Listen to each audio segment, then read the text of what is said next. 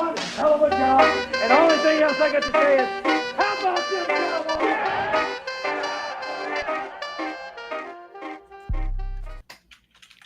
Woo! They don't know how we come in. Say, man, listen, man. I tell you what. Every time I hear your intro, bro, I feel like You're gonna see a bad guy like this again. Oh, you hear it? Yeah. Oh, you hear it? Yeah. No, y'all think we playing the games today? That boy said last time you gonna hear a bad guy. Hold on, who had that button? Oh, that's you. Ooh, wait. The bad guy. Yes. Yes, sir. What's good, chat? What's good, everybody? Y'all know what it is, man. I'm your host, Lou, but we got Coach Marv in the building. We got Boss Cowboy in the building. Yo. Amp in the building. But we gonna be on some we on some bad guy ish tonight. You feel me? Damn. We on some bad guy ish tonight. You see his face in the middle, and all them guys in red, man. We talking about the dangers of passivity tonight, man. Shout out to everybody that's in the chat. Make sure you be coming in to like, subscribe to the chat. Shout out to everybody that's coming in, man. Hey, let's go one by one, man. How y'all feeling? I'm feeling good, man. I'm feeling good, man. I'm ready to talk about it. It's been a while since I've been on with y'all fellas, man. I'm ready to talk about some good stuff, man. Hey, man. Hey, this is the time of the year I love right before you start getting on the grass. Oh yeah, football can't come early enough, man. How you feeling, Amp? Man, I am feeling good and great, dog. Hey, like Coach said, you can smell the grass. When you get on the grass, it's belt to ass. Let's go. And I feel real good, bro. Like I'm like Coach. It feel good to be with the crew, man. Like this is the crew to where we go to war. This is the war crew. So let's go. Like I said, if you're coming in, make sure to like and subscribe. We got great content coming your way. Let's start it out. Amp wanted to talk about this. You know what I'm saying? I know we on some. Let's switch the Bible just a little bit. Let me.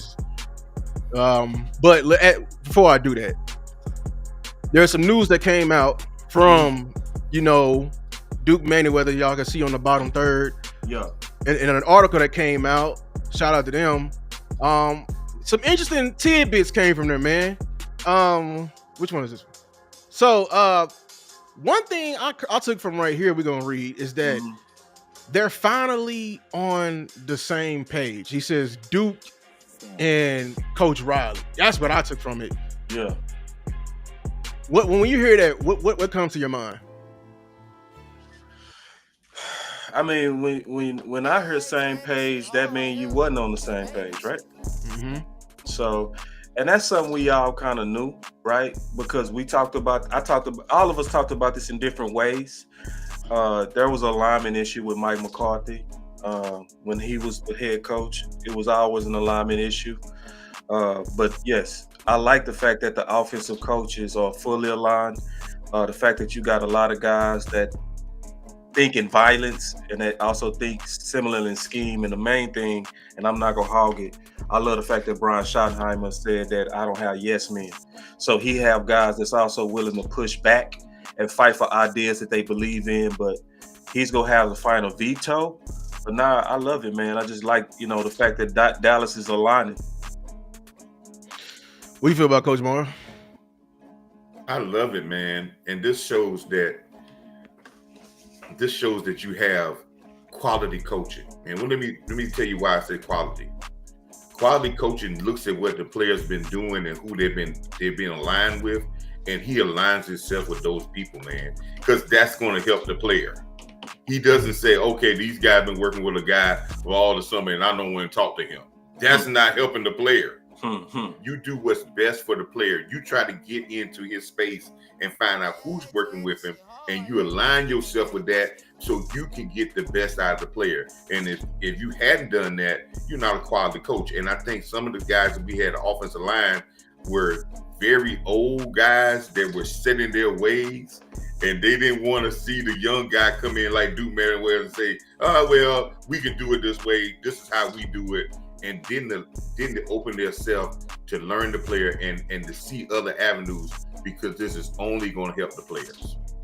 Yeah, that's what I took away from her as well. That I saw it in Coach Solari's teaching style.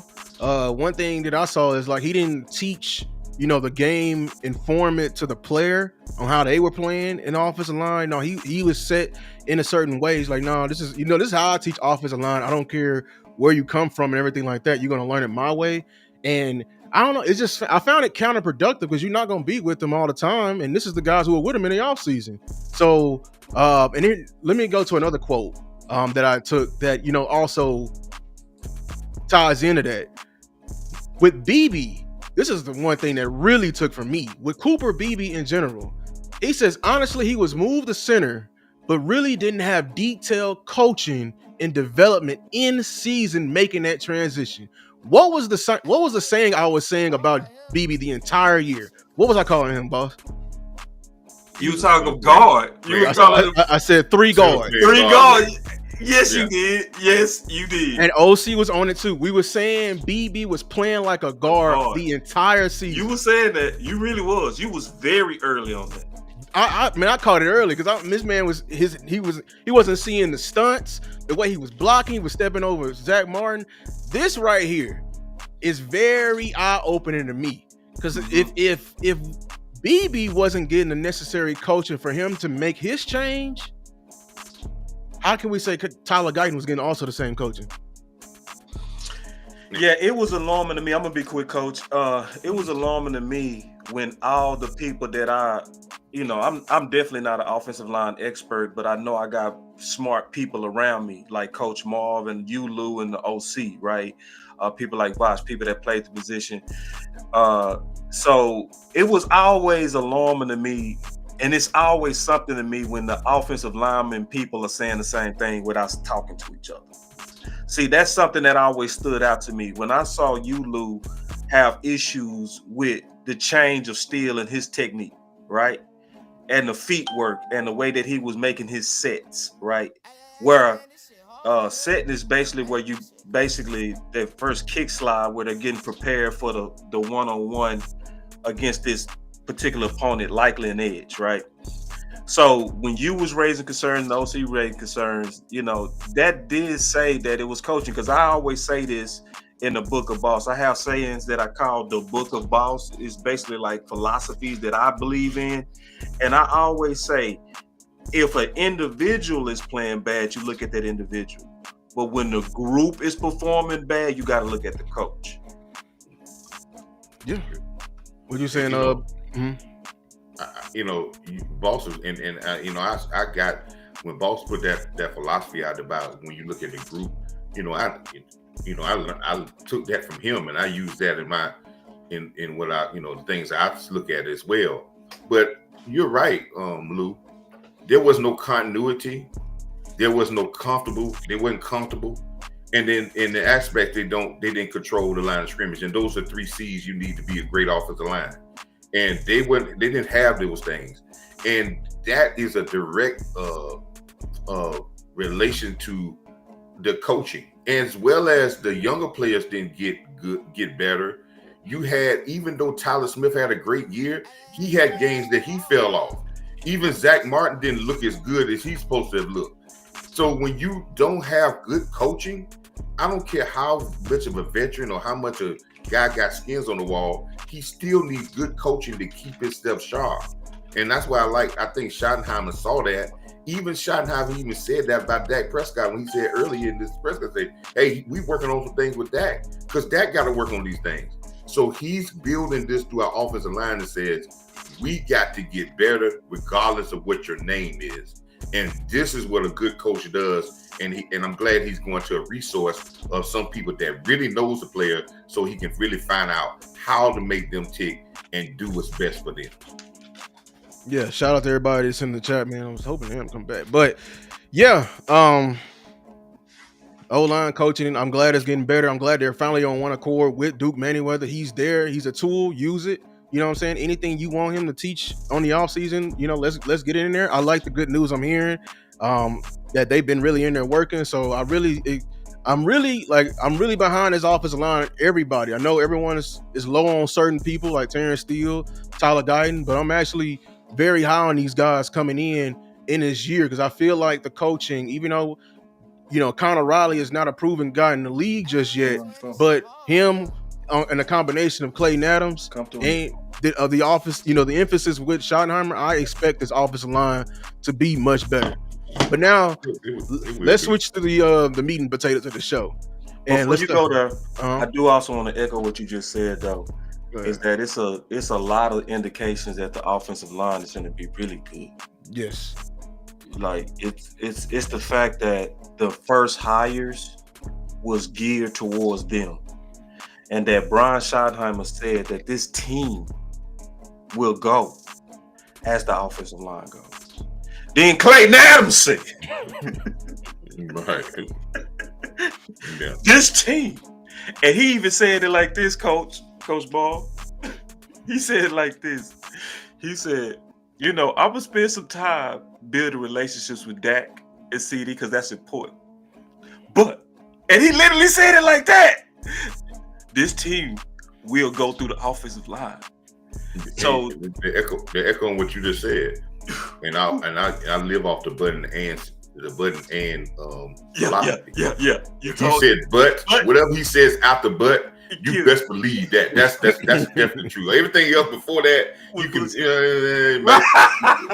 But what he said, when a person says but, and whatever comes after but, and believe them because that is there. Right. But he said he wanted that relationship to go. But again, I say it again, and I think Boss might remember doing this many seasons. I've always said the offensive line was used incorrectly. Yes, when you do a misjustice, when you use an offensive lineman incorrectly, when you use Steele the way you need to use him and be physical first, you don't have no problem with pass blocking. But when you don't use them correctly, you're gonna have problems. Yeah. I heard this saying. The most important hire when coaching is the head coach. But I heard the second most important hire on a football team is your offensive line coach. Not the coordinators, your offensive line coach. Look at Philly.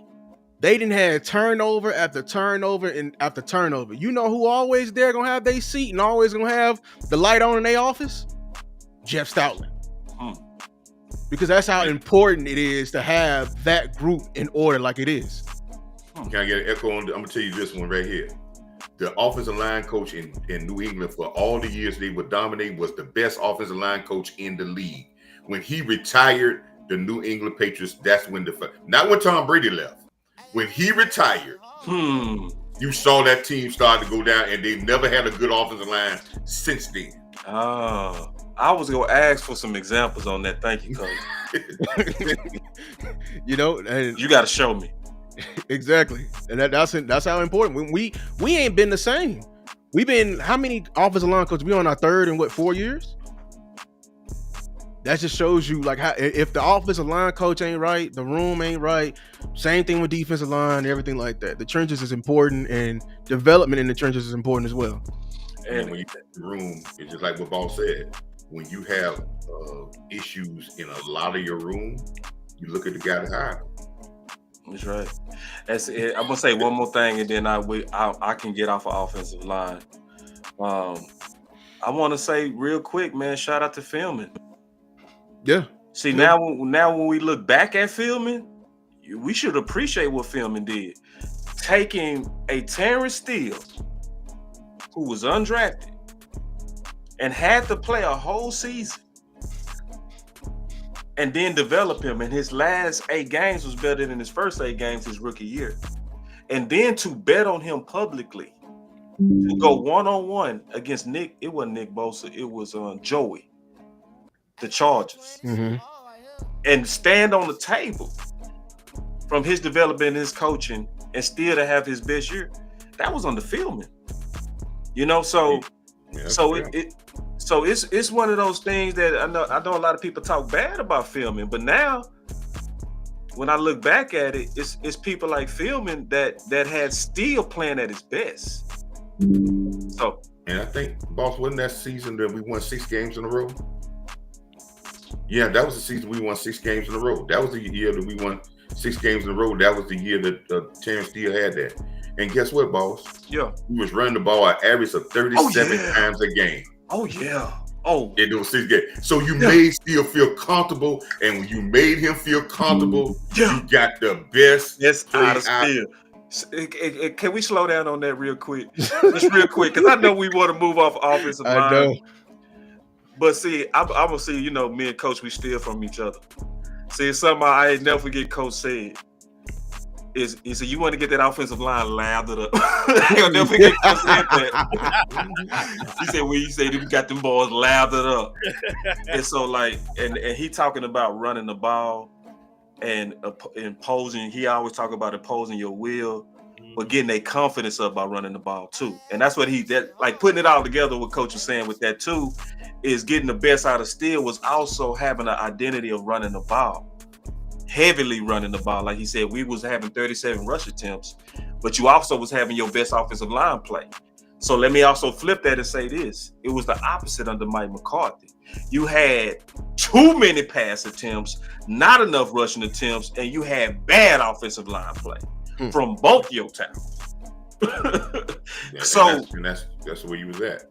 Yeah. So I'm gonna steal this from Vach. I'm in steal mode right now. It's certain things that's gonna be on the test. Vach always say that. I think that's one of the flyest things he ever said in his life. Certain things gonna be on the test. You know what's gonna be on the test? Get your offensive lineman lathered up before you start having them dudes on their heels. That's gonna be on the test. I want to say one thing, Luke. In every game, and this is a tidbit for everybody. In every game, there's an alpha and a beta in the game, and that's decided in every first quarter of a game. Which team is the alpha tonight, and which one's going to be the beta?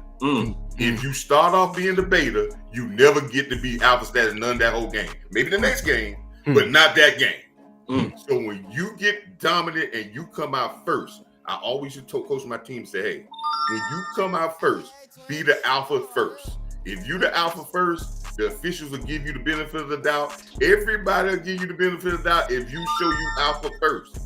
But if you become out being beta at the beginning, you'll never be alpha in that game until the next game. So that's what I mean by ladder up. Get your team in alpha status first, and then we'll roll from there. Yeah, and what are your thoughts, man? We just went over, you know, 2 things I caught from that article. I'm just saying it again. One, I noticed that Duke is emphasizing that he's finally on par with the offensive line coach, like they're finally communicating. And then 2, I noticed that he noticed that BB wasn't getting the proper development and he was moved out of position. So what do you feel? Man, look, that dude is a gem. When I say a gem, I mean a gem, because you talking about positive reinforcement. You know what I'm saying? You talking about that extra credit, that enrichment, you know? And it's during these moments. It's not what you do during practice during the season. It's this work here that helps determine your aptitude for the next season and your altitude. So for him to be in sync with the coaches, it's like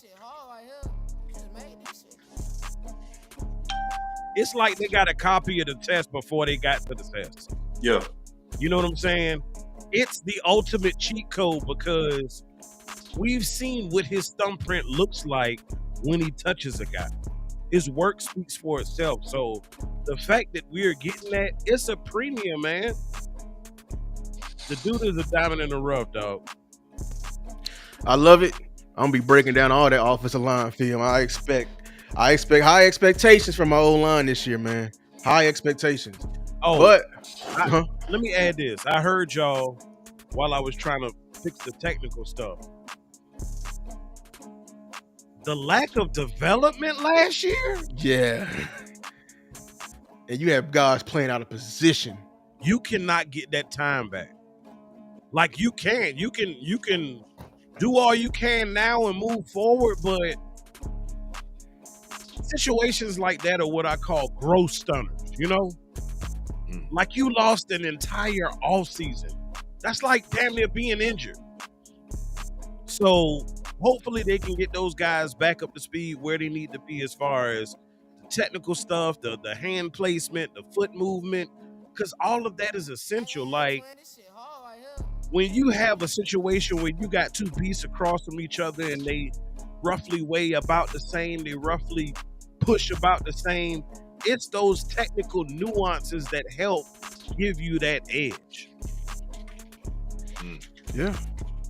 But listen, y'all, make sure to like and subscribe wherever y'all watching from. Show love, man. Show love. We're going to get into the meat and potatoes of this right here. Yeah, we're going to remember that word, fellas, when we go into the meat and potatoes of this, of development. That word that my brother Amp put out there, that's a very key word as we go into this show when you say development. We finna get in. And that guy right there is part of the problem of development. Oh yeah. Oh yeah. Like I'm sorry, we gotta get back. Let me get back dark. We gotta get back dark, man. You feel me? I say the what? bad guy. No, Yes, I mean that's Dave. Yeah. I love that button, bro. Yeah, we finna Say hello to we gotta be the bad guy today. Man. This man right here, always prioritizing the budget. And I'm finna lay it out. We finna lay it out all the way right here. Let me drive it. The timeline of the Our Guys philosophy. You know what I'm saying? It's a phrase coined by our very own Boss Cowboy. No, that's not mine. Oh, no, it's not. Oh, that's never mind. Stephen Jones. Never mind. Wrong Joneses. No. Don't you ever in your life put that on me. I thought you saw it like that. No, I've been saying what he been saying for you. That Our guys. That been paraphrasing, bro. I've been paraphrasing him. But listen, man. Okay. I built a timeline going all the way back to 2014. The problem we gonna get to today, I think the Cowboys, and shout out to generation to generation if they watching, because they perfectly said it, man. It seems like the Cowboys every year when team building, they prioritize a set of positions, and then they always leave some positions out of the budget, or they don't emphasize it, or they don't want to contribute to it. So we going back to 2014. Yeah, I got Anthony Spencer and Mincy on there. Yeah, we ain't seen them names in a long time. We drafted D-Law. Another thing, we let DeMarcus Ware walk. So we got a rookie and we let our all-world player walk. Defensive end is a heavy need. Also D tackle. If y'all remember what happened in 2014, the Dez catch. 2016. All right, our guys, Morris Claiborne. Y'all remember that name? Jesus Christ. Byron Jones. It was guys on the market like Chandler Jones, defensive end, you know what I'm saying? And we got carved up in the secondary. Also, defensive tackle is still a need. Common theme here. We're going to get back to that though. 2018, run defense, wide receiver 2, Antoine Woods and Gallup. Y'all remember that? These are the games. These are the people we were protected. We had an opportunity to get Damian, I think his name, Snacks Harrison, the big nose tackle. You remember in 2018, the Rams with no Vaseline, as my guy Ice Cube said it, for $273. Then in 2021, this is when we first got Tyler Smith, and we got like Connor Williams. We had a very young offensive line, and we should have got a vet, in my opinion, because they actually had a bulk load of the penalties going in. I literally, if y'all seen my series, they had a penalty on the first drive. Okay, 2023. Linebacker depth. We don't need linebackers, remember? LVE. Y'all see him in Big 55 right there. Had a chance to bring in Bobby Wagner, a running back. And guess what? DT. And here we go again, 2024. Wide receiver, running back. And DT. Again. What are y'all thoughts on this, man? Because I get angry every time I see this. It's blasphemy, man. I hate it, dog. Like, Cowboys fans, please forgive me for what I'm about to say. Philly is drafting the blueprint. Now, for some time, I felt like we were kind of neck and neck as far as pushing the envelope as far as acquisition. But somewhere along the line, they got real bold. And they got tired of playing it safe. And they started pushing those extra buttons. And you see they have returned dividends already. 2 championships within the last decade.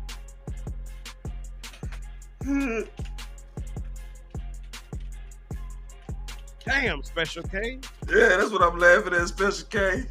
Yeah. Okay. Yeah. Check this out though. Damn, Special. Can I jump in there? Ouch. Out. It's real. Can I jump in and say my second one? Be the second person on this? I'm glad you said something about Philadelphia. And I know we talking about players, but I had a show that I did not too long ago about why general managers get fired. They don't get fired for acquisition of players. They get fired for the people that they say they want to develop the players. And we have been cheap in that area. If you want to talk about Philly changed their defensive coaching staff, brought in 2 rookies to play that ain't nobody talked about, that turned out to be great. Got some linebackers that nobody even thought about. Now they become good linebackers, and took the same defense that was getting run through the year before and made them number 1 defensive league. They didn't change no players. They changed the mentality and the people that demanded that they get better. And guess what?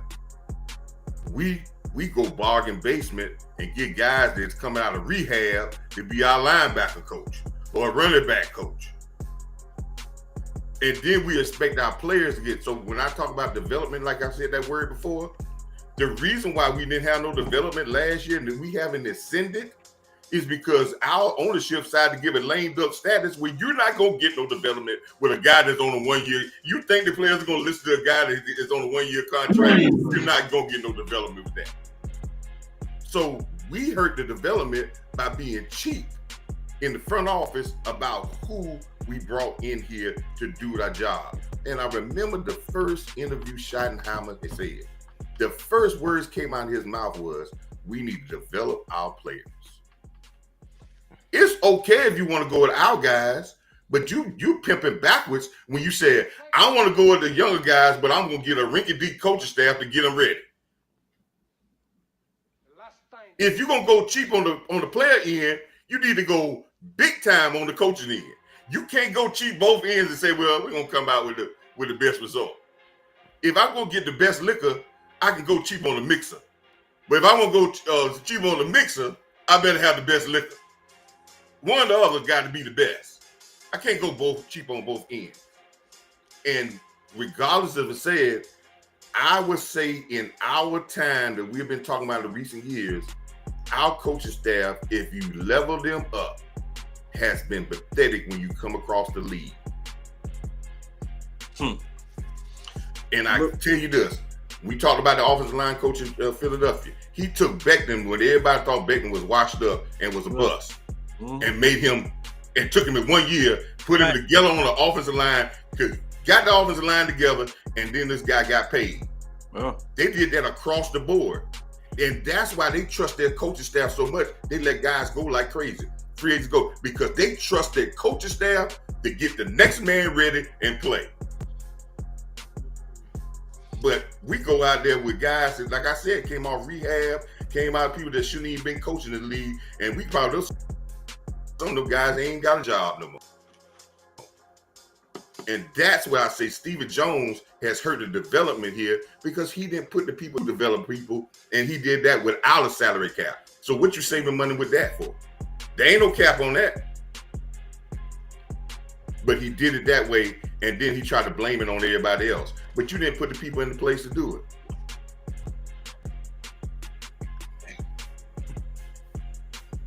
So, damn, son. Can you do me a favor? Can you put up the thumbnail? So we talking about the dangers of passivity, right? Could you then now put up the slide of the history of needs? So when I'm looking at this, what I noticed on this timeline slide is the fact that almost every time you broke down a combination of budgeting, DT was still always on the list based on how you saw the needs during those timelines. Am I correct? Yep. Okay, so now you can put the camera on all of us. So this is what I would say to this. I've been I've been really contemplating on something that John Machota talked about, right?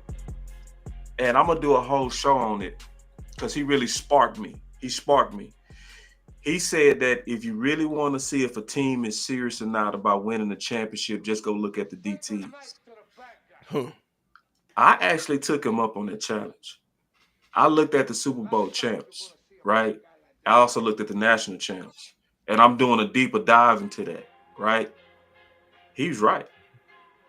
When you look at a majority of the champions, so like when people hear me talking about DT, sometimes it might be taken like I'm being negative, but really what I want to do is win a championship. That's what this is about. It's about a championship idea and having the talent. And so when you go look at the Super Bowl teams, right, the winners, even the previous one, when you look at Philly, like Milton Williams was a 3-tech that was a depth player. That's equal to Osa. Think about that. Think about that. Philly's depth player is equal to Osa. So what does that say about Carter, right? Now going into year 3. And then Jordan Davis was in year 3, right? So at that time, he was developed like what Mozzie is getting ready to be for us now. So, but go look at what Philly did when Jordan Davis was a rookie. It's levels. What did they do? They went and got Linval Joseph. And they went and got Sue. Ndamukong Suh. And this is Jordan Davis. This is a first round DT. So, like the homie Vouch said, they stack top down. Yeah, they Boss, put. Yeah, when you We dig in stack deep with bottom this, up. Boss, when you dig in deep in this, Yeah. when you digging deep, look how much they paid their defensive line coach when they got their defense coordinator. Watch how, when you look at it, you're going to be saying, wow, they got this guy and they paid him big time dollars and it paid dividends. Yeah, but coach, I'm going to say, I don't even think They it's paid always coaching. big time dollars. I think it's more talent than coaching. No. That's what I'm going to say. Milton Williams, listen here, they paid this guy big time dollars. So and you Milton think it's Williams coaching? turned into being a starter. So you Let me think tell you the key to turning, so if you Yes. put up that list, Lou, if you put up that list, Which list? the list of history, This? Mhm. yeah. So you saying, coach, I just want to make sure I'm understanding you correct. You saying that all we needed through all these years of needing DTs was just a coach. Yeah, we could have gotten better. And I put it like when you say Philly had those same players. They didn't change those players. The year before they won the Super Bowl this past year, they was getting run through like X-Lax. Their last 7 games, they couldn't stop nobody from running the ball. They didn't change no personnel, and now they the number 1 defense in the league. Yeah, but they personnel also developed. So, like for instance, Jordan, like they did at one time did change their personnel. That's why I was talking about their history. So when Jordan Davis was a rookie, yeah, they did change their personnel. They went and got Linval Joseph, and they went and got Sue, and they went to the Super Bowl that year. So, and so And they lost the defensive coordinator that went to after that year. Yeah, but I don't And think he it's lost- I and don't he think a left, coordinator can solve Yeah, yeah. all. I don't think that at all. I don't think you can coach talent. You got either have it or you don't. And I don't think you can coach your 3 DTs. You either have that veteran experience or you don't. So I think what the Dallas Cowboys have been greatly making mistakes with, like for instance, I just refuse to believe that if Mozzie was to get hurt, that we gonna be okay with Jay. I'm just not gonna believe that for 1 second. Especially when I look at, I don't care who the coach is, especially when I go look at the history of 7-round DTs. See, me and Henny went back and looked at these DTs all the way back to 2016. Literally 95, matter of fact, all of the DTs that were drafted in the 7th round got waived within a year. So it was obvious that they was not panning out. And it's a certain time you gotta have the talent. So my thing is this. I don't understand how, talking to Cowboy Nation, how did we understand that if CeeDee Lamb was to go down, that we would have a receiver problem? But we don't have no kind of urgency that if Mozzie goes down, we don't have a DT problem. And it happened before. Like that's the thing. So I think in 2018, I forgot to add, we did trade for a DT. It's not 20. Whenever we drafted Mozzie, was it 2021? It's around these years. And then I think it was a year later we traded for Jonathan Hankins. But when Hankins went down, what happened? Yeah, Quentin Bohanna got hit in his mouth. When we went into I think Malik Collins or Antoine Woods when he went down. Yep. What happened? We got gashed against the Rams because they brought up a practice squad player that was fresh in that playoff game, and he got demolished. See, look, I played high level. I played in the SWAC. And the one thing I'll never forget, the difference between the FCS and the Power 5, like the Alabamas and Georgia, Them Lions. you might say it's the quarterback. You might say it's the running back. But the main difference between a Power 5 school and a AA school Trenches. is them trenches. That's right. Because if you can't stop that, you lose every game. Yep. So I understand this is why we feel this way. I'm gonna bring this up right here. See, Cowboy Nation, y'all want to defend the run, right? But this is not being serious enough of defending the run when you constantly leave this need every year. Because if you want to be like the top teams and top defenses, the champions of the league, this is what they were doing. Yeah. Shout out to Chat GPT. You know what I'm saying? Let me see what Chat did. What you do? Let me take a box. Hold on, man. Because I said Chat GPT using the metric. I'm gonna give you the metric of what a good run defense is. I know what it is. Damn rushing yards in the game. It's yards per carry. That is your metric. Give me of the last 3 years, the top defenses with the lowest metric, and who were their DTs? All of them had ballers, didn't it? Who were there over the last 3 years? Look at this. Wait. So the best year we ever had was last year. Okay. With the Ravens and Justin Matabuke, who was a all-pro defensive tackle. And that ain't his only I time need on this the list, Lou. I need this That for my ain't his show. only time on the list. That ain't his own. Hey, no, say it again. That ain't his only time on the list. Look, and then we got the Broncos and Mike Purcell. I'm gonna get back to him. He won an all-pro, but there's a common theme with him. The Packers, nose tackle, Kenny Clark, one of the top defensive tackles in the league. Then we got the Vikings and Harrison Phillips. We know that name. The Steelers, Cameron Hayward he been playing. He been playing. Wait, hold on. Playing since I was in high school. Wait, hold on. You got this from Chat GPT, dog? Man, Chat GPT. But listen, we see the Lions. Aaliyah McNeil. Y'all remember that name? He got paid off whooping, Zach Martin this past year. This epic. This is stupid. The Niners, Hargrave, who was an Eagle, and Eric Armstead. Matabuke again. Look at the Buccaneers. I think that's a Super Bowl year in 2021. So basically, in the nutshell, all the top teams, jittily, still jittily. But the top almost every year always had a killer in the middle somewhere. Man, when I used to play, and we did inside run, inside run. When it's offensive line, running back, and linebackers, it's front seven. I'm telling you right now, we didn't have a good day if that nose tackle was whooping the center. Oh, hey, and see what's crazy is this perfectly aligns with what Joe Bachoda said, bro. And my research on what I've been looking at the champions, because I'm gonna do a show saying copy the champs, right? And that's what's frustrating to me, to be honest. What's frustrating to me is I'm not even asking for a Vita Vea. I believe Mozzie gonna be really good in year 3. I'm just like, okay. We need depth with him. And so, because I'm coming from the philosophy of trying to win a championship and having this at the top of my mind, that it's better to have it and not need it. Yes, sir. Than to need it and not have it. Can I say something about your list up there? Yeah. Can I say something about your list?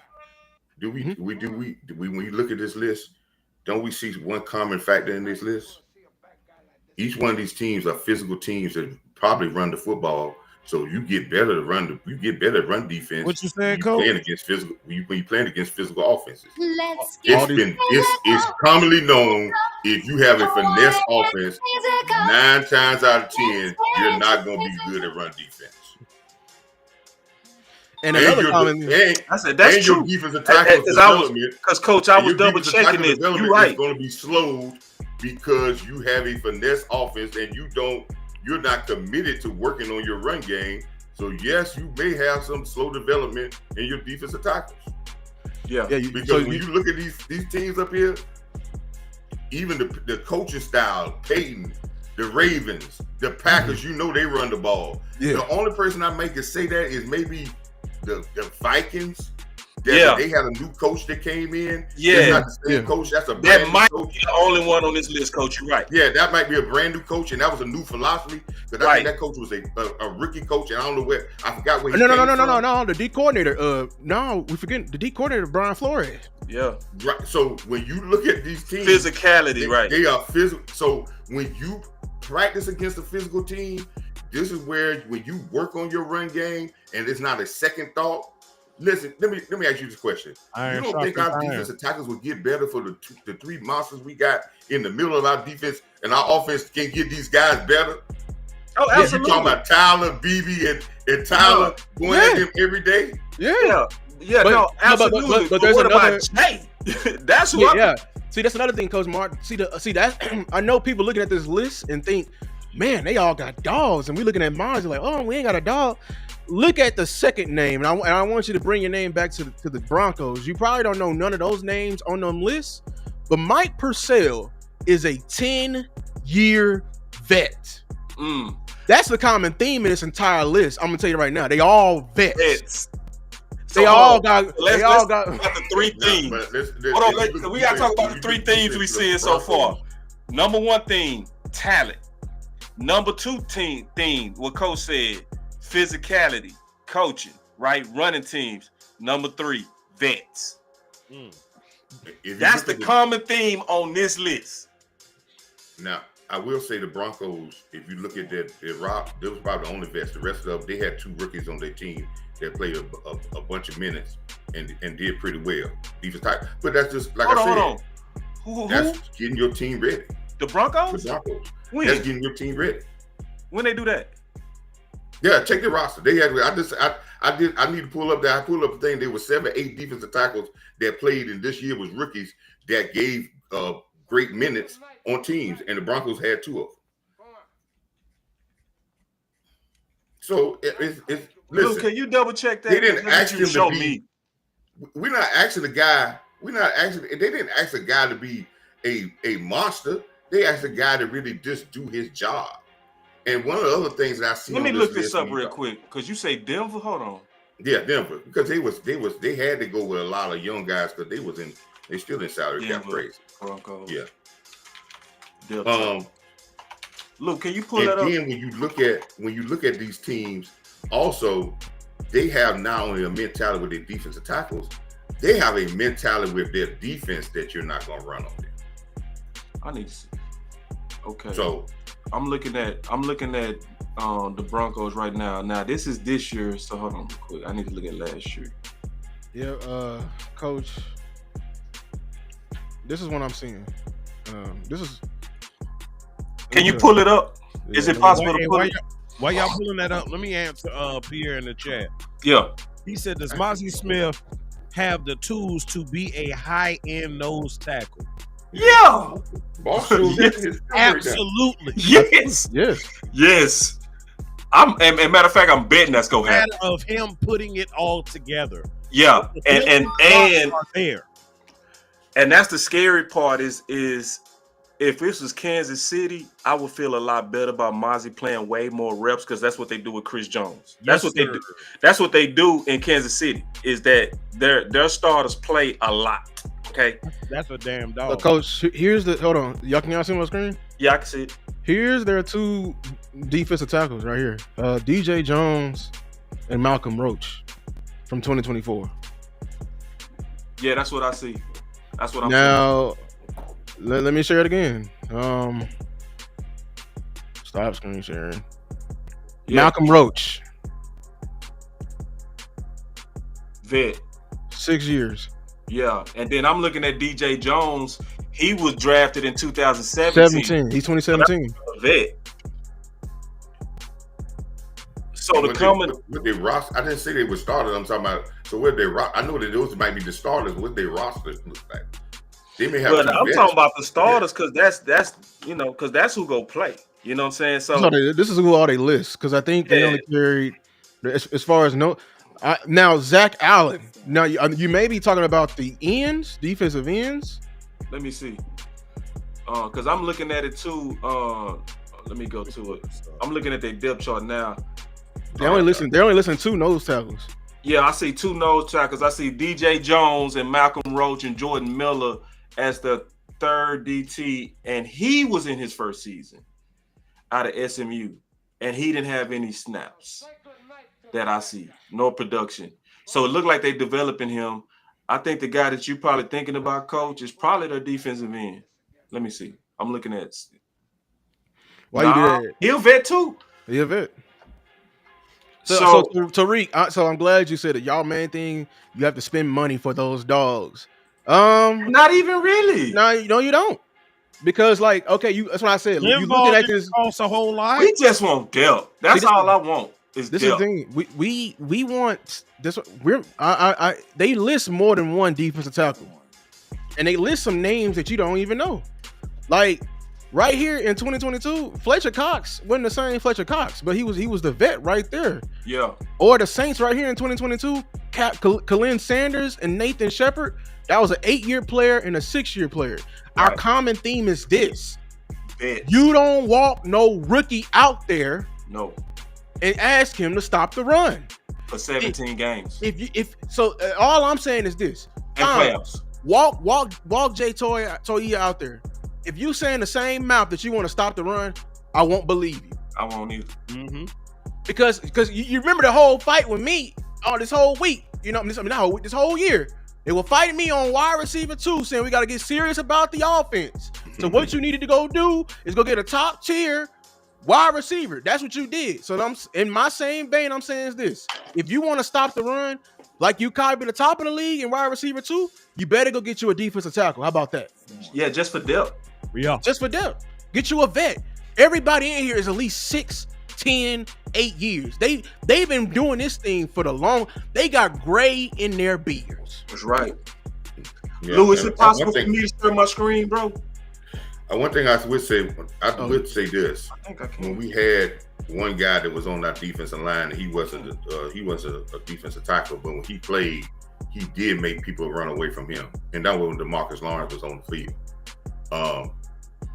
That he's a run stopper, and again, and I think we should get some people on this defensive line, the defensive tackles, but I'm hoping that overall in our other parts, from our cornerbacks to our safeties, to our defensive ends, to our linebackers, that we get better at stopping the run. Because we don't. The one thing I see in that list that you show up there, if you go through those lists of those teams that they show, not only with their physicality, they have a DNA of saying you're not going to run the football on us. And that goes from the safeties all the way down. They got a DNA of saying that. And they're not going to allow you to run on them. And they're going to motivate their guys up front because that's what their DNA is. So I want to see that DNA from our team, because if we're not good at defensive tackle, what area do we dominate the run? Do we dominate from the 3 tech? Do we dominate from the defensive end tech? Are we dominant with our strong safety that is a bona fide run stopper? Where are we dominant if we ain't defensive tackle? What other area that we say we dominant in stopping the run at? Right. My only pushback with that, Coach. And you can see this though, real quick. Can you see this? Yeah, we can see it. Wow. Let me I say was this able to share my screen. God damn. I just want to say, when we want to, oh no, put it back. My bad. Yeah, when we want to stop the run, or we want to get better at running the ball. Yes, one can say, how's the running back? But what is the first group we look at when we want to get better at running the ball?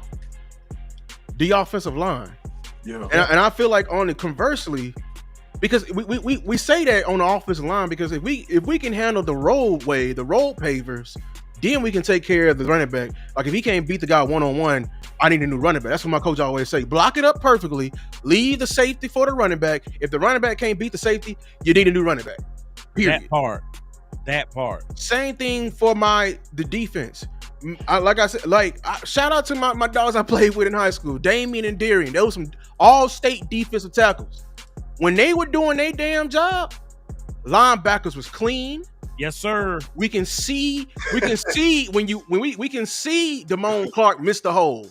You know what I'm saying? We can see LVE, you know what I'm saying, want to stick his nose in there if he's doing a false step like that. We can see if J-Ron Curse is he being a proper force defender and coming and fill the alley. But if we can't see that and the trash is getting pushed into their face. I know we want to coach up the guys in the back, but I need to get the guy in front right first. Yes, sir. But playing that position, Lou, guess what? It indeed is true. You cannot hit what you cannot see. And if you got a lot of traffic and a lot of junk in front of you, it makes your job that much more difficult. So I'm sitting here. I don't understand. I'm hearing some Cowboys fans talk about the edges and, the depth there and, possibly being super deep there. And we are. That's all well and good. That is all well and good. Yeah, we're extremely deep. However, hello, McFly. Pass rush is a privilege. Oh, say it again. Wait, hold on. Ooh. Pass rush is a privilege. Yeah, you got to earn it. Don't get ahead of yourself. Yeah. Because it was quite a few times last year where we were playing teams and in certain drives, them MFers never saw third down. It's a privilege. I think we're getting so caught up in the toy aspect of the defense. We like the sexy stuff, and we don't want to address what is really essential, and that's that big back in the damn middle. Big back. Big back. Coach, you said you disagreed with Amp or Lou. I'm gonna say this, and I don't want to really get into that. I'm gonna say it in this manner.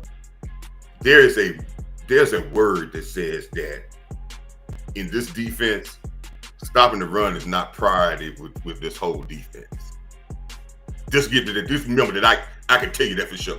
That's not a priority. You're right. With this whole defense. I got you, Coach. I got you. You're right. When it's a priority, we have games like San Francisco and we had poor defensive tackles and we shut San Francisco down in the playoff game. When it came to everybody participating with the game with Carlos Watson and those guys, and Coach, we had Hankins in that game. No, this is the first year we played without Hankins. This is when we put that first year we played in the playoffs. You talking about the one we played in San Fran? No, the one we played with the 14 penalties. Oh, okay, that was what. Yeah. Them DTs Carlos Watkins. Yeah, the Carlos Watkins. But Coach, I gotta push you. Carlos Watkins was still a vet, though. At least a vet, and that's all we're asking for, Coach. That's all we're asking for, Coach, is a vet. I'm not disagreeing with you on that, but I'm saying that running game would stop because San Francisco, your defense tackles really don't stop San Francisco running game. If you don't play physical on the edges or with your linebackers and safeties, they're going to attack you off tackle all day. But that game, we saw a collective group. No, I agree with you. I totally agree with you. No, I agree. I say I ain't gonna fight you when you see because you keeping it funky on that. And see that's but that's right. But this, I'm not disagreeing with you with the defensive tackles, but I'm just saying there is a word that's been said that collectively everybody's not bought into the run stop, and they go back to what Ant was saying. They are all bought in to rushing the pass and playing the pass game, but when it comes down to run, and every week we used to hear the same problem. And y'all remember this. It always came down, and every week we used to hear when they get run on, we not being disciplined, we not being in our fits, we not fit in it. And then some games they'll be fit. Then they go right back to the same thing. Are we not in our fit? It has to be a mentality Coach, thing. Coach, I'm gonna say this to that. I think you was definitely right on what you just said under Dan Quinn. Under Zimmer, I did see a lot of discipline from the edges, right? After Detroit. Now, before Detroit, we was having some edge problems, and they was attacking our corners. That's what I remember from my film breakdown when I was breaking down why we couldn't stop the run. I didn't really see them last year under Zimmer really having a lot of success attacking the defensive ends. I was seeing more success with them attacking the corners. But then after Detroit, I don't remember us at all in the watch parties having a problem with stopping the run at all.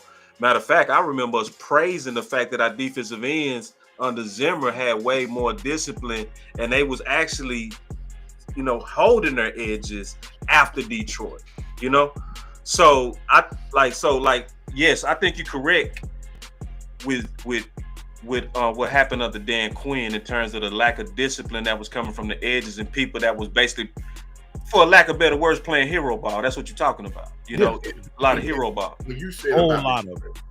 That's why I have a concern when we talk about we have the personnel, because I can see games like Detroit and I can see the paid attention to detail of saying we're not going to let you run the book and everybody locked in. Yeah. And all of a sudden, we get a game, and where's that it? It has to be a mentality thing that says we got to be locked in all the time. Let me ask you a question, Coach. Inconsistency. Didn't we see? Because I felt like we saw the mentality last year, didn't we? After Detroit, didn't we see inconsistency after Detroit? Yeah, we saw some inconsistency. Because I don't remember that. Because what I remember is the defense turning the corner, in my opinion. Like, I remember after Detroit, the defense turned the corner, and I saw a lot of responsibility, and I saw a lot of team ball. It's like happening from the whole deep corners, the obviously the interior players and the edge. But I'll say this. Let me just ask you this, Coach. Let me just ask you this, Coach. Would you feel comfortable with Jay Tua if you had to play him, Jay Tua, the rookie? If they said we got to play him for the year, how you feel about that? If he in the rotation playing 10 plays, which you probably would play. No, I'm saying if Mozzie go down. Oh, now, yeah, you got to go get something. You're not gonna play him. Okay, no, Coach. We're not playing. No, you're not playing. We're not playing 10 plays. We forgetting who the D-line coach is, right?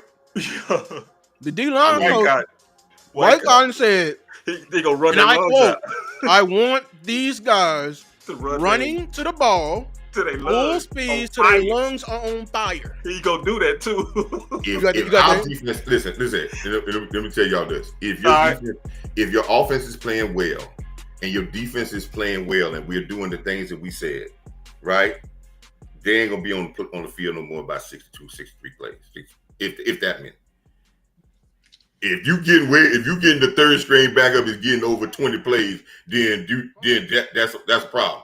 Now, if our defense is not playing well and our offense is going crazy and our defense out there 70, 80 plays, I don't care who you got on the defense, you're going to break down. So how many plays you think Toia of that 60? We're going to be around 60. Hopefully, if we're doing what we're supposed to do, we'd be around 60 where the top offense. Okay, we're 60. How much is Jay going to play, Coach? How much Jay going to play in that 60? If we run 60, like I said, about 10? Between 5 to 10. Shit. So you saying Marvin's finna get 50, Coach? I don't think listen, you're gonna have sometimes where you're not playing a one tech. You're gonna have three techs in there. That's you're true. Gonna have to pass. It's gonna be certain pass plays where you're not gonna even put him in the game. But you're not gonna put the game. It's gonna be very few times you're gonna take out your one tech. Very few times, Coach. You don't think that they're not gonna have a lineup where they have Simon Thomas and OC in the game? I think they're gonna have packages like that, but this is what we try to get down to. That's a privilege. It is a privilege. It's getting down to Jay. That's what it's all coming down to. It's trusting Jay.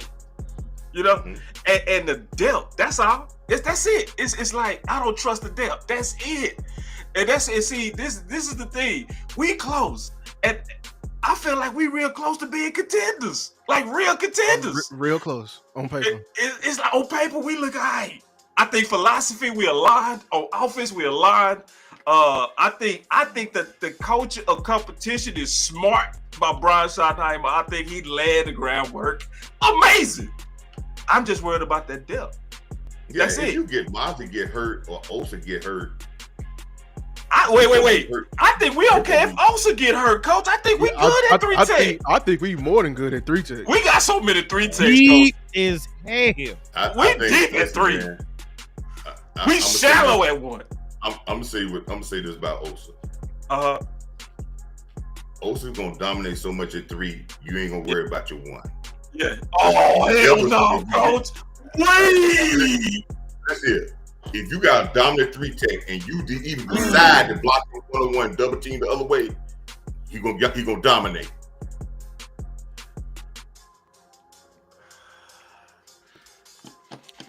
Coach. And remember, Luke played off his line. You decide to block one of the dominant defensive tackle 3s with 1-on-1 blocking, and you said, well, we're going to worry about doubling the other guy, and we're going to block you 1-on-1 and see how that works. I think that's if we face a zone team, yeah, that's going to work. But the teams who who old school run it down your throat, power football, they going to take that 3 tech out the game. They're going to shield him off, and it's going to be me, the center, and the guard on that, on that nose. And it's either the nose hold up, or we're going to go kill your backs, your -1 linebacker, your Will, your Sam, whoever that be, or it's your Mike, and we're going to kill. Because that's all the offensive line is, Coach. If I kill you, I'm getting to your player. I'm getting to your man. That's all it is. So you can scheme past a 3 tech. You got traps for that. That's the whole point of trap. You know what I'm saying? We need the 1 tech to be a root. You can't move. Yes, that's out. That's it. It's like I'm trying to figure out like what's wrong with Linval Joseph again. What's wrong with Raekwon Davis? That's all I'm asking for. Like I'm not asking for Vita Vea. I'm asking for. Yeah, I am. But I'm also trying to meet Steven in the middle, right? But Steven want his 1 tech Mozzie to be the guy. He want our guy to be the guy, right? I'm gonna give you that. I'm gonna give you your guy to be the hero 1 tech guy. But can you give me insurance, please? If your guy gets injured, or if your guy's not the guy, can we get some insurance, please? Outside of Jay? Yeah, but again, I mean, they're Linval Joseph and all those guys are gonna be out there. They ain't going nowhere. And yes, Linval looked good in some plays, but there were some plays he looked very, very bad. But Coach, look at the list. Look at the list. Where is a rookie on this list? There ain't no rookies. This is the top, Coach. I know this the mentality and everything I'm like say that. This again. If we looking at the defensive tackles as the sole purpose of stopping the run, as being a good run team, ain't nobody say sole. I'm saying it's sole. I'm saying it's a common theme. They may be about 15%. You talking about front line? In a game of inches, you can lose off 15%. Listen, man. And one key we say we go by Philly. Philly had the same personnel, different attitude, and couldn't stop the run. Better attitude, they dominated the run, and it became the number 1 defense. So, Coach, where you putting the other 85? The other 85 it comes from, listen, man. Stopping the run, man, and running the ball is a collective effort. It's more collective than stopping the pass or throwing the ball. Agreed.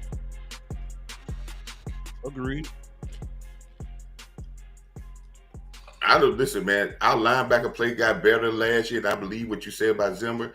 I just think the only thing that happened with Zimmer team was we had a lot of injuries, and I think the continuity, I just think we had young linebackers, and then we had the veteran linebacker, he got hurt for a little while. I just think the continuity, and we right, boss, as they played together a little bit better and longer, they got better. Good. Yeah, they did. Well, that's about continuity. You're not going to stop the run unless you get continuity And I think a lot of our problems in the first part of the year is that we didn't have continuity because we don't practice against a run team.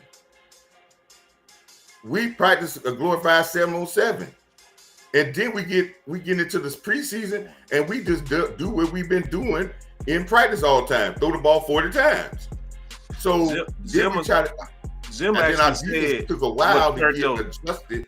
And that time, putting that time in after the first 5 or 6 games where we kind of blew up against and led loud big plays against the Ravens and stuff. And as we worked on it, we got better. And even our run game got better as we kept going through the season and working on it. And I think Schottenheimer is not going to allow us not to work on it. And I think continuity-wise, our defense is going to get better. But the truth to be told, we got to get better all across the board in our run defense. And we got to have a mentality to stop it. But in some aspects, I don't see the mentality. I may be hearing it now, but I'm looking for, you're right, Osa and Michael Parsons, to me, are going to be the catalyst of stopping the run. Because every team I've been on, there has been guys that was on that team that says, man, we ain't running the ball against us, man, and you better do your job. This ain't how we built. Yeah, I remember Zimmer said specifically what turned the run game around with his DTs. He said basically what happened was he started allowing them to attack. And when they was attacking, he said that's really started helping them also be better run stoppers and enforcers. So I think it's what you said, not practicing against a physical team and prepping them, but also I think it was Coach Zimmer figured it out. And that's one thing I was going to say that I want Eberflus to keep. There's certain things I want him to keep from Zimmer, you know? Like I want him to keep, this is what had your DTs playing better, like real talk. And that DTs playing better had your linebackers playing better. Like towards the end of the season in the watch parties, I remember we was all saying that the defense was carrying the team. I remember doing shows that Zimmer was saving Mike McCarthy's job. Like he really was at the time. It was like we were starting to say at the end of the season they need to make Zimmer the head coach. Yeah, because that's how much he band-aided that depleted defense. You know. Yeah. Mm-hmm. So, so Coach and Lou, it sounds like we all kind of saying similar things. Oh yeah, we on the same page. We saying similar things. Very much so. We all saying that it's effort, right? That is coaching. Yeah, that is coaching, but it's also talent because I trust Mozzie. I do. It's the gumbo. I don't trust Jay. I don't trust Jay with a lot of reps. I trust Jay how you said, Coach, which is perfect to me. 5 to 10, oh, I'm chilling. I'm like, oh, that's perfect. That's perfect developmental. But if it's anything more than that, I think we setting him up to fail. And I think he gonna end up being like this list that I had. Hold on, let me show this list again. Let me show this list. Let me show this goddamn list, bro. I think it's gonna end up being this again, man. I think it's gonna end up being that. Because this is what I see with Dallas. I want to get y'all thoughts on this. I think Dallas put too much on our one text too fast, and then when they don't come out, like we want them to be instant. I think we try to make them like instant oatmeal. When some things just take time to cook. Like, I don't know too many one texts that's really good until year 3. That's why I know Mozzie gonna be good this year. That's why Jordan Davis didn't need no help this year because he was in year 3. But when he was a rookie, he needed help. They went and got Linval Joseph and they went and got Soup, right? So when you look at Dallas does the opposite. They'll get you, draft you late, and then expect too much of you early. And so then when they don't pan out immediately, we wait. We Dallas, get out of here. Dallas don't like to chew their DTs. Truth to be told, they don't like to chew their DTs, bro. They don't like what? They don't like to chew their DTs. Oh Lord, they just want to swallow, bro. Oh that's right. Man, they just want to swallow. You gotta chew them. Can you explain that, please? They a little tough, man. They a little tough. Some steak, you get it. You know what I'm saying? It's like butter. It melts in your mouth. But DT is a position. I don't care how you marinate it. There are some exceptions. You may get a certain cut of beef. Some rookies just get in there, splash, and That's the generationals, you know? That's your grade A. But most are like grade C, and you got to chew and work that thing. I don't care how they marinate it, if they cooked it sous vide, you know what I'm saying? Reverse sear, whatever. It's still gonna be damn tough. Yeah. Keystone with that. Let me say something about what you said. The guy from Philadelphia, the big guy. So we talking about Carter Jordan Davis. or Carter? Jordan Davis. Jordan Davis' year was horrible. Yeah, His playing time went down to the point where he was horrible. Milt Williams came in and Milt Williams came in. Hold on, took coach. his It was starting route. horrible. Yeah, they didn't even pick up his 5th-year option. They said no. Coach, are you sure, coach? Yeah, they didn't pick up his 5th-year I'm option. not, They didn't. wait, hold on. I'm not gonna cap like I know. See, that's one thing I'm not gonna do is cap. This is why he came out. But you're saying terrible, coach. Yes, that's why they didn't pick up his 5th-year option. When if they don't pick up your 5th-year option, that's telling you something. When they say, "Hey, that's it," and that's why he came out. He's playing for it, trying to get a job. Milt Williams came in and took his starting reps, and then got a big time payday in New England, and he half the size. This is where you had. This is what you said. Not having yes men, having people that's coming in. Remember you said that, and I thought you was perfect on that when you said you had coaches not being yes men. Yes men. We got coaches that's trying to find out but you do have coaches that say, "Hey man, if you ain't putting out, listen, when you don't pick up your 5th-year option, boss, what that say about your play?" If they don't pick up your 5th-year option, that's a definitely bad indication. It is. Generally, it is. It's something in the water. Yeah. So, but he came out in OTAs this year, and they said in OTAs he's going off because he tried to get it. Would say, "Hey, we gonna show you that the next guy can step in here that ain't got the biggest hype and gonna give him a big payday, and we ain't gonna pick up your 5th year." And they didn't back down on that. So they're really telling him, "This is it, deuces." Yeah. So again, you got to get somebody to be motivated, and I want to make sure I'm gonna tell everybody I'm on board. If we need to get, we need to get the talent. We need to get someone in. But I don't want this team to have an excuse to say, "Oh, we ain't got no." I want them collectively, because I got a word from inside there that this is not a total effort about stopping the run. Okay, I'm with you, coach. I'm with you. Oh no, coach! I got something for you. No, it ain't out in the house. You know what I'm saying? All Just the way with you. May 20th. You ain't got to say much with me, coach. May 20th, 2025. Not gonna lie, MF are not thinking about that run when you have a healthy Dak, CD, and GP. My rookie year with Coop, we averaged 30 points a game with a fluid run game. We'll be all right. What year is that? That's DQ, right? Yeah. That's that DQ mentality. And this, I know this we do need to get this up out of here. Because I quote tweeted this. And you can his brother was right there when I said, Mike, what the hell are you talking about? We gotta worry about the damn run. What are you talking about? No, we need to worry about the run. What happened in the playoffs that year, your rookie year? What happened all throughout that season? Every game we lost to a team that was hard-headed, and they were saying, "No, we know you're gonna break. We're gonna continue to run the ball." We get beat the exact same way for every year, and we still ain't learned our lesson. So yes, but you're right. There is a mentality. But my thing is this: I think, in the same vein, Coach, I think our front office we make our. I think DQ wants to stop the run. He showed it because he at Washington, even though they're better than what we were. When he gets D tackles, when he gets linebackers, he makes the effort. I think he just did what he had to do because we were depriving him of talent. And how I know it is because this list right here speaks for it all. Right here. One thing on this list.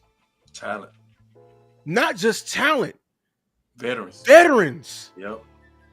I'm talking about mentality. And what Coach said. And mentality. You're right. It's all three. 10 years, like Cameron Hayward, the Steelers always been a hard-nosed team. He 18 years. They've been playing smash mouth for 18 years. He knows what he's doing in them trenches. Well, He man, knows what he's doing. Can I say one more thing too, man? Just real quick. I want to get y'all thoughts on this. I ain't mean to cut. Once you finish, I ain't mean to cut you off. No, go ahead. Once you finish though, I got excited. I'm gonna go after you know how it is, bro. You know I lost my train of thought. Oh, my bad, bro. Am be doing me like that. Am made me see him do that. He'll just cut you off because he want to say what's on his mind so bad. No, but real quick, and I'm just being honest, man. We doing Brian wrong, in my opinion. We doing Brian Schottenheimer wrong, in my opinion. When I really think about how he said that games are won and lost in the trenches. Let me put on my clear off views when I say this. No. To me, that say you got to give him that first, not last. You gave him Booker first. You did him right on offense. You took care of him. I don't like how they doing the opposite on defense again. If you pull up that list of history, right, of needs, I don't like that they doing it to Brian again. I think when your head coach says games are won and lost in the trenches, even if you don't want to really spend nothing on it, just throw an extra piece of chicken in there. Like, Al, I know you're hungry. You're hungry, brother. Guess what? I'd have threw an extra drumstick in your coach. I appreciate you, my guy. Coach, I know you said you thirsty. Guess what? Instead of giving you a regular cup, I gave you an extra size. I supersized your drink. You feel? Because coach, you said you're hungry. That's what you said you wanted. When my head coach says, I see the game where this is how I see it. I see the games as being won in the trenches. It's like, don't take care of me over here and don't take care of me over there, little mama. We all know that when we're dealing with the ladies. You feel me? If you go do it right. And you're doing me wrong. Okay. And one thing, I can't say this right quick. Yeah. I believe Matt Eberflus is going to take what he knows best and going to unleash a fury on this team, on these teams, with a linebacker core that's going to rival the New Orleans Saints linebacker core back in the day.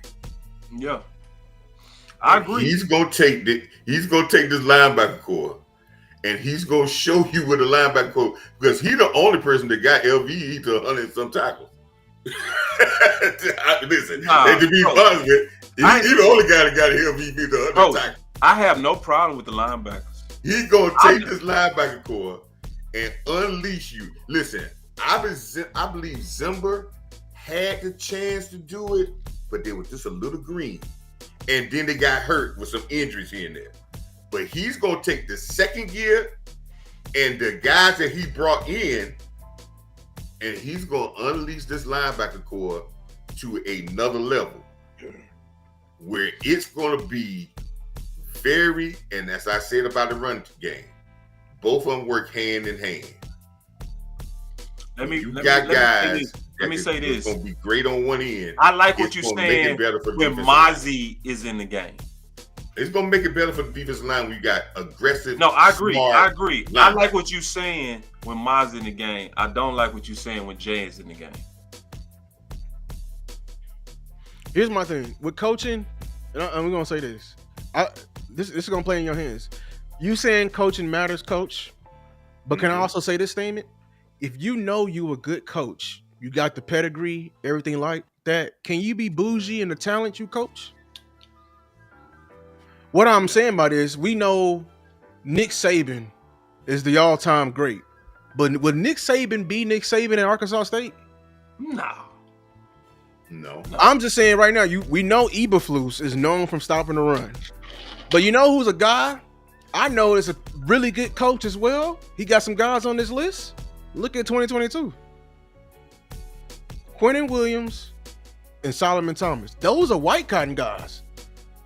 So I can say White Cotton is a good coach.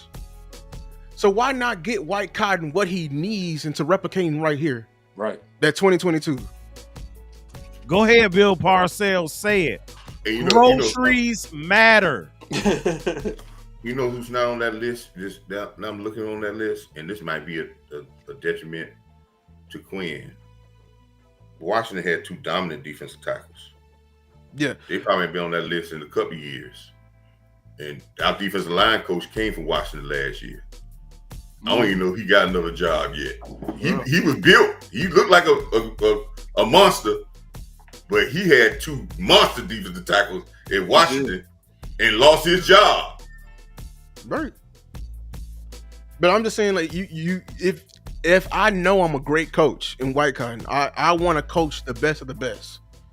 That's, I mean, as much as we love Nick Saban, you ain't going to Alabama unless you was a certain caliber of player. Man, Lou, you can take it and flip it to anything, bro. Kirby Smart. Chefs want the best ingredients, don't they? They're the best knives. Give me that organic, the best knives. I got a set of Wish-Doffs in the kitchen my damn self. You hear me? If you don't know what Wish-Doffs is, you ain't no real chef. I digress, but it's all about the ingredients. If I can get better, I'm going to get better. Yeah. What's killing me right now is I might be displaying passivity too if I had looked at the bank account and it was a little bit low. But last time I checked, damn it, we still had some money to spend. So the fact that we still had some money to spend, go back to that store and empty that damn purse. And so, and it go back to passivity. It's perfect. It's perfect you said that, Al. It's passive. So it's like, to say the most important thing is to stop the run and to run the ball, and you could have got Chubb for $1 million. What we doing? What we doing? To just say, hey, we just want some insurance in here with Jay. We ain't saying get rid of Jay. We not saying we don't believe in Jay. We just saying, what if Mozzie get hurt? We don't want to throw all that on Jay. With that tough ass piece of meat. We don't want to spend a couple of million for like just $1 million for Linval, for a Raekwon. They would only cost about $1 million or $2 million right now, coming off the street. And I don't want to play the game if we can get them at any time, because guess what? They big boys. And big boys coming off the couch take time to get in game shape.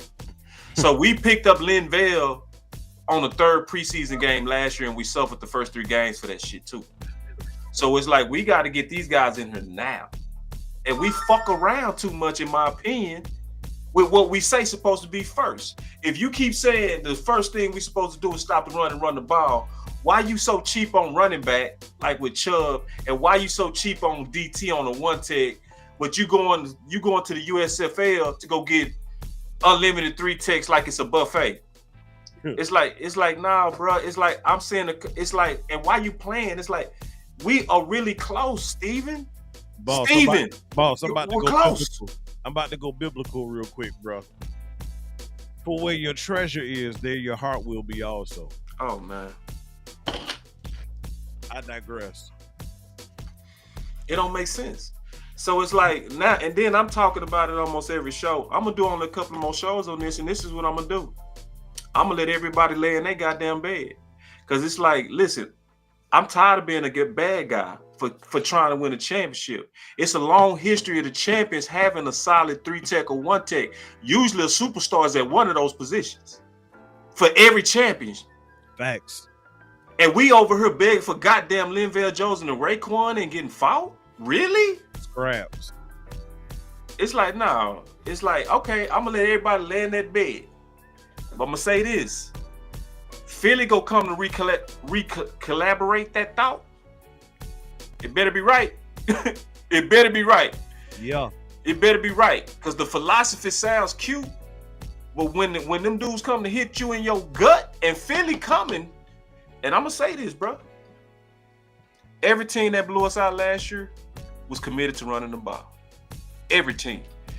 All the teams that committed to running the ball blew us out.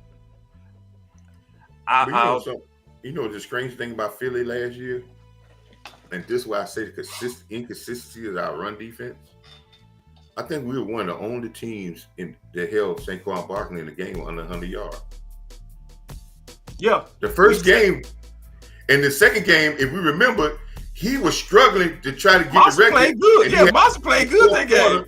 We did a film breakdown of that. Yeah. To get 2 big runs to get to 150. Yeah. If he didn't get those big runs, he would have had. So again, like I said, we are locked in, right, and we dedicated to it, we can play it. But we go in there I gotta push you back a little bit on that though, Coach.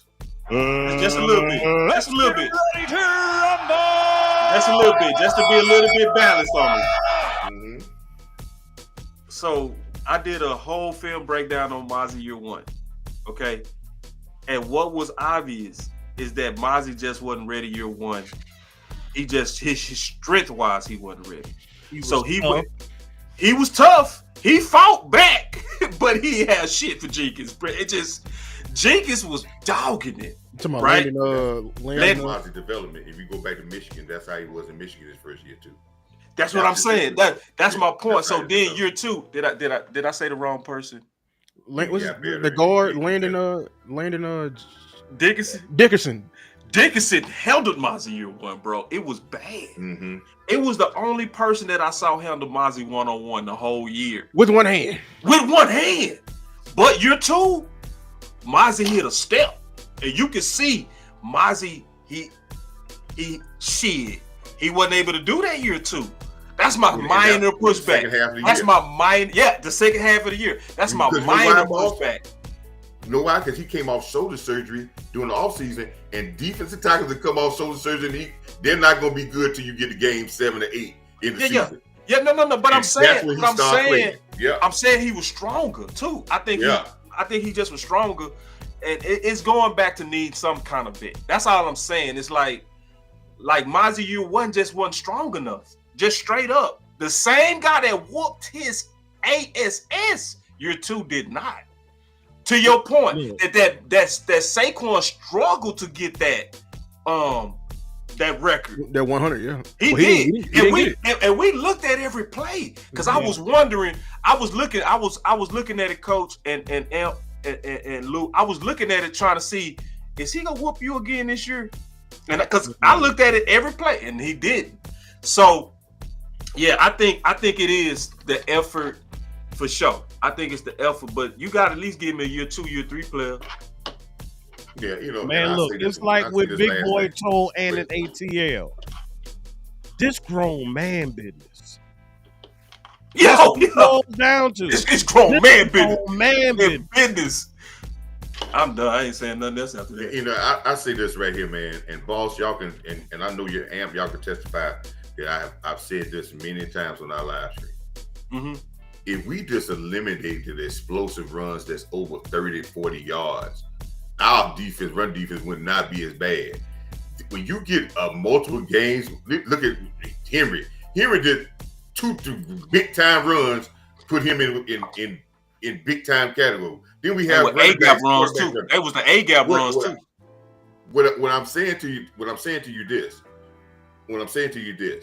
When you get massive runs, that's a total defensive breakdown.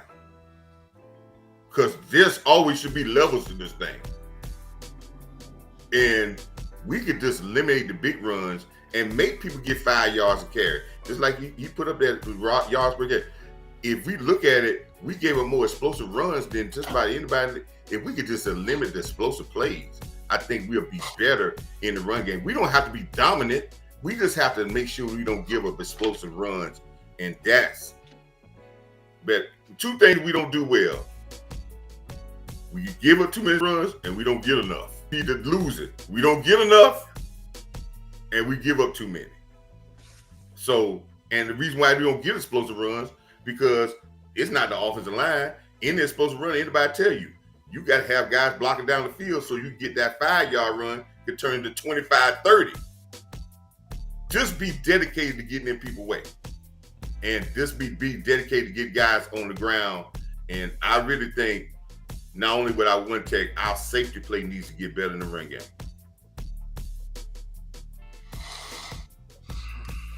I'm gonna have to get my final word. 'Cause I got to get up early. Yeah, we can all give it. Yeah, I got to get up early. If y'all give me safe travel. I'm traveling to and you talk about my dad. I'm going to my dad's hometown to Montgomery, Alabama tomorrow, man, to spend the 4th of July, man. That's where the majority of my family at, man. So I'm traveling, man. So give me some prayers out there for safe travels, man. Yes, sir. Safe travels, yeah. I'll definitely pray for you. I'm gonna just kind of say it like this. We being passive. Until we get a one tech, we being passive. But I'm gonna say this. Let me be clear on that too. A one tech to help Mozzie, to be insurance for Mozzie. I don't understand the logic of saying, because people understood if CD Lamb go down, people would literally say the season is over. That's what people would say. But I don't see how it's not the same logic that if Mozzie go down, you're depending on Jay. How does that not compute? How does it not compute with the schedule that we have? So this is the deal though. Everybody go get a chance to get their philosophies tested. We all throwing our theories out there, but it's gonna get tested. Mm-hmm. The battle ain't gonna really be over for trying to get talent though into the trade deadline. So let's keep that in mind. We're gonna all have to just keep discussing this, talking about this, observing this. From preseason, from training camp, everything that we can put our eyes on, we need to keep our eyes on this, in my opinion. Keep our eyes on this, because guess what? If the one tech's holding up, if Jay holding up, I'm gonna do many shows saying Boss is eating crow, Boss is wrong, we finna be fine, Jay is okay, our one techs don't need nothing. I was panicking. I would say it loud. But if we come out there and get hit in the mouth in the A gap, like we did with the Ravens, because those two big runs that Henry had was on A gap runs. It wasn't the edges. It was the A gap big ass runs, and one of them was for a touchdown. So if that happened again, Bosco show back up and say, all right, we got a trade deadline coming up. Are we ready to talk about this now? Are we ready to talk about this? Because it's a long season. So yeah. we can still button shit up, just like we button it up with Amari. We button up receiver by committee. So I think we need to all be open. I'm open to be wrong, but other people got to be open to be wrong. You got to be open to say, you know what? Yeah, we fucking need talent. Because guess what? Let me show this real quick, and then I'm gonna stop talking. I ain't got to show it. I saw what happened with Quentin Bohanna. Quentin Bohanna got whooped by Philly so bad that the next day they went and got Jonathan Hankins before the trade deadline. So this is the discussion that we gonna have. I'm gonna turn off my discussion after I do a couple of more shows on this. I ain't gonna talk about it no more. We gonna all live in this bed. And I'm gonna support my Cowboys and believe in my Cowboys. I'm gonna support the hell out of them. But we gotta keep eyes on. Let's keep talking about this. It's my final word, because we're close. We're close, y'all. We're close. That's why you hearing me pound the table so much on one thing. I ain't talking about corners much. I'm not talking about safety at all. I'm talking about one thing that I feel like is in the way of a real contending window, and that's depth to help Mozzie and Jay. That's my final word. Can I go next? So let me go next. So I gotta get out of here.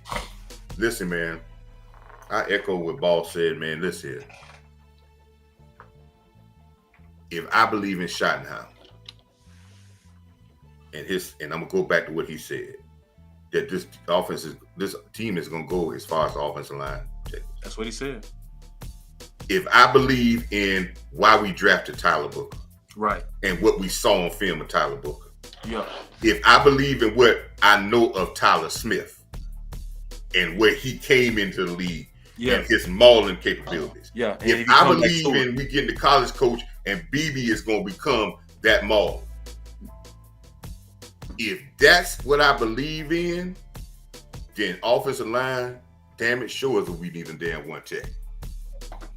Beat them down, start training camp, that they're going to say, hey, wait, whoa. We need to go we need to go get a guy because these guys are showing us every day that this ain't gonna work. Oh, okay. Expose their ass. Right. Okay, I got you. They lead the charge.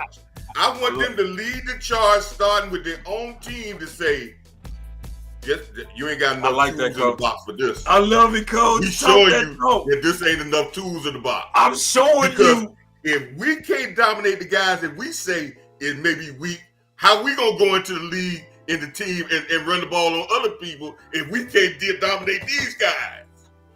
Oh.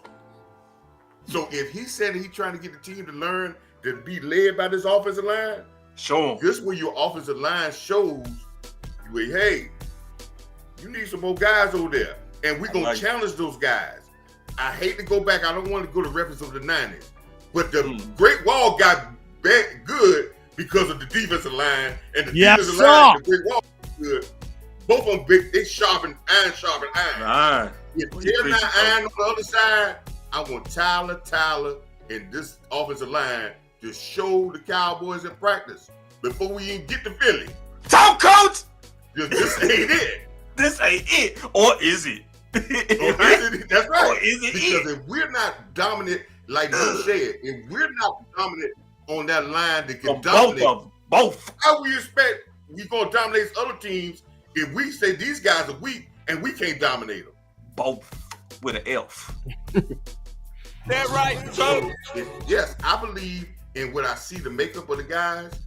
And listen, the guys that I believe in our middle of our offensive line, they should show you. Marvin should get better. Osa should get better. And if these two rookies ain't ready, they're going to get mowed like lawnmower grass. Yeah. And then you know what you're going to say? We'll know in first 2 weeks. You'll see when the Dallas be out there trying to get another one. Hey, because they see it. They're not going to trust it to go in the game in Philly if they getting mowed like lawnmower grass with their own team. And the two's going to go against the one. Those guys we talking about, those rookies, they're going to go against these guys a lot. And I'm looking for Tyler Book and them to baptize them in the real water of the NFL. Amen. That's why we got them, right? That's what our motive was, to get 3 monsters in the middle, right? Yeah. Let's show and prove. Get our team ready, because that's what your head coach said. He said you're gonna be led by the front, up front, and that's what he said. He's gonna show the tone. So do that, Booker and BB and Tyler. Do that for me. Do that for me. Front office that you need to go get somebody else. I love it. Do that for me. Facts. Go ahead, Amp. So I feel good about the team. I feel good about the outlook. Yeah. I'm about, as far as optimism, I'm probably at about 75-ish, 80-ish right now. Okay? That's a good score. And it's because I see the potential. Right.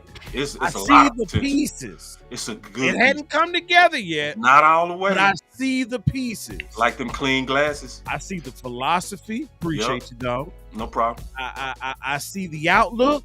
Man. And I'm hearing what they're preaching. They preaching. I just want them to carry the end of the bargain. Yeah. Put your money where your mouth is, too. And don't be afraid to push the button. Don't be afraid of failure. Don't be afraid to potentially bust on that player that can take you over the top. Look, we got to go out there this season, but when you go to Vegas, sometimes you got to be willing to lose it all. Because guess what?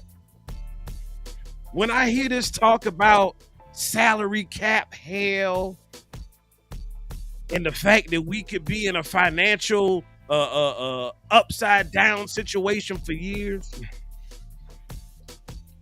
I say, cool, I hear you. I understand. Look, Amp by this dollars too. But then I look at the fact that I have not been able to celebrate a Super Bowl with my team in 30 fucking years. I'm out. Boom. My final words is this, man. Cowboy Nation, you need to look in the mirror because y'all are to blame for this as well. Be honest with you, you are to blame for this passivity.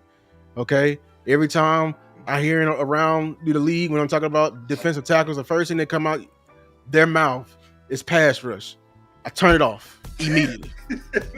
Immediately. I literally quote tweeted it, bro. Some of y'all, when y'all talking about my favorite game, y'all, I lose brain cells. Why are we talking about sacks with a defensive tackle? I know why, because all the damn defensive tackles get sacks. I understand Dexter Lawrence, Quentin Williams and all that, but that's not the position right here. I'm trying to be like that. Give me a damn Vita Vea. Vita Vea don't get no damn sacks. But I'm gonna tell you this right now. Whenever it's time to play Tampa Bay, and we get that scouting report from our coach at the beginning on that Monday or Tuesday, whenever they bring their ass to fucking work, and it says Vita Vea on that damn thing. If I'm in the offensive line room, I'm saying, oh shit, because it's gonna be a long day. Mm-hmm. It's gonna be a long day. He ain't finna get moved. He gonna go at your ass, and guess what? He ain't gonna get no sacks about it. That's what we're missing from our front. I want an immovable object that's going to feed the rest of my team, and then I'm right here with you, coach. I'll go at my stars. I told you that right now. I ain't got no money. My money is funny and my credit won't get it. But best believe this. If Dak is over there audibling out of some fucking runs, my ass would be at fucking AT&T Stadium. Oh, that's the next show. We gonna come on, bro. We doing that show. If Micah is right here talking about this shit right here, I don't give a damn if his brother is following me. His brother is with me. Micah, you better fix your damn face. What the hell you talking about? You ain't got to worry about the damn run. You got to earn your rights to rush the passion. I don't know who didn't tell you otherwise, but that's how the game is. Football was played in the 1910s, God damn it, and that's how it's gonna be played in 2026. Straight like that. And as coach would say, that's a soft ass mentality. Soft. Who's betas and who's alphas?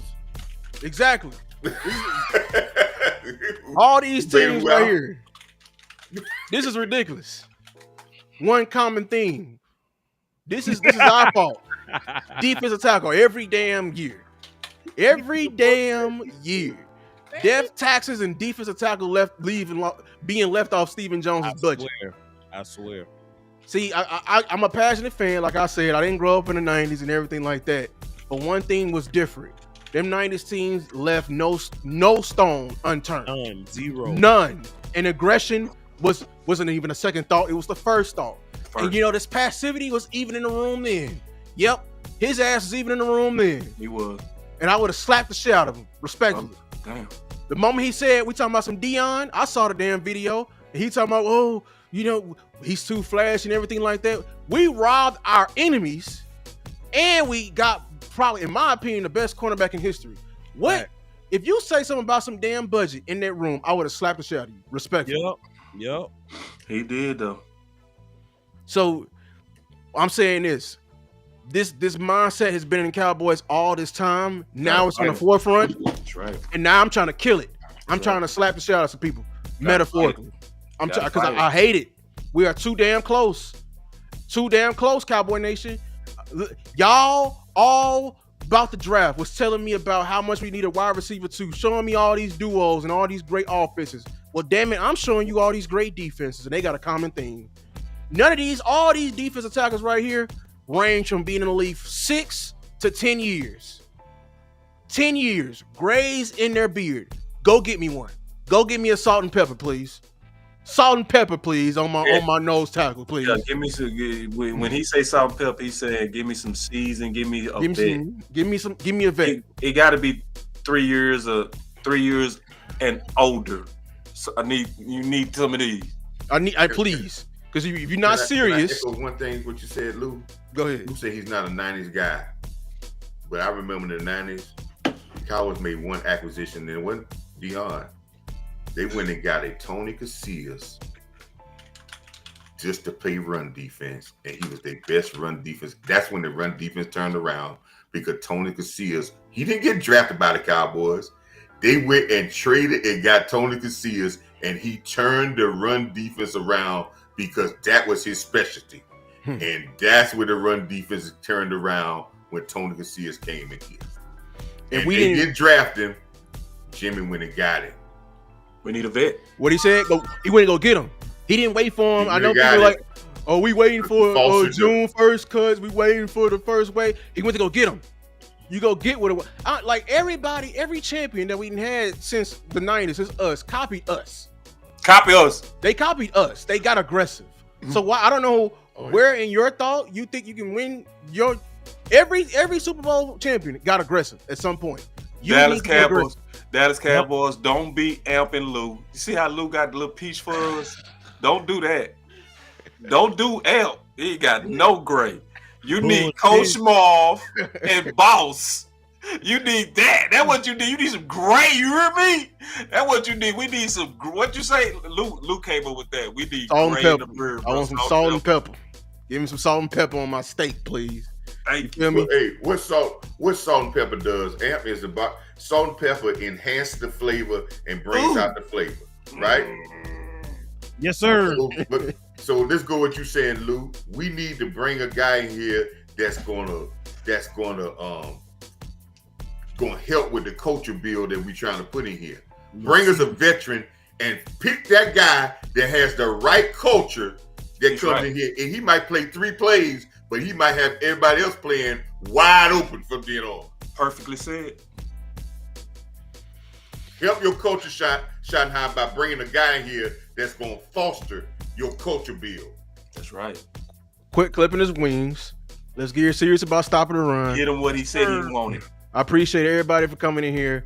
Wherever you are watching from, make sure to like, subscribe to all these fine gentlemen's channels, Amp Sports, Boss Show Me, even though it's Boss Cowboy. The channel still Boss Cowboy, but only call me Boss Show Me. You got to show me now talking shit. And Coach Marv, Real Talk. If y'all didn't know, now you know. Coach go on and Marv. hey, type it in. Turn on notification bell Yes, so sir. you can know when we going live, when we post a video, everything like that.